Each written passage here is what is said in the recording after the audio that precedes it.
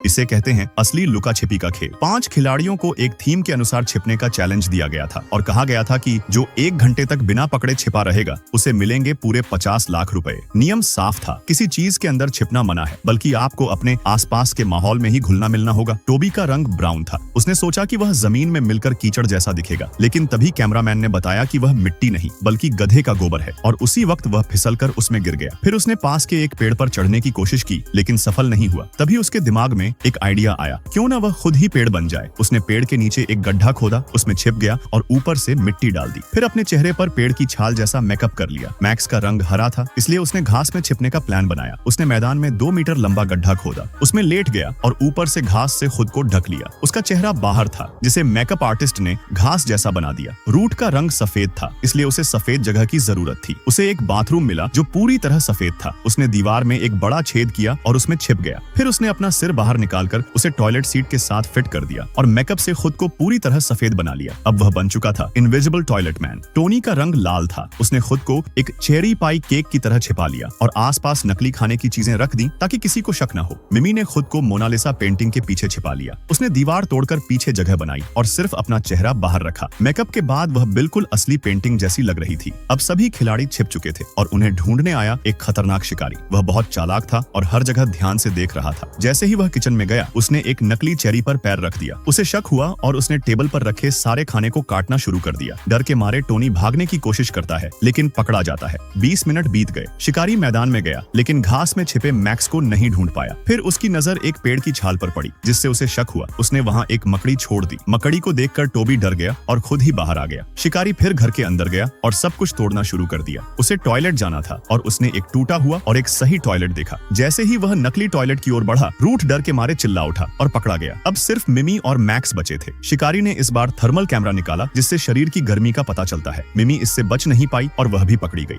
अब सिर्फ मैक्स बचा था और समय भी सिर्फ 3 मिनट बचा था। शिकारी मैदान में गया और एक टूटी हुई घास देखी। उसे लगा मैक्स यहीं छिपा है, लेकिन यह एक जाल था। असल में मैक्स पास में कहीं और छिपा हुआ था और जैसे ही समय खत्म हुआ, मैक्स जीत गया। तो दोस्तों, अगर आप इस चैलेंज में होते तो कहाँ छिपते?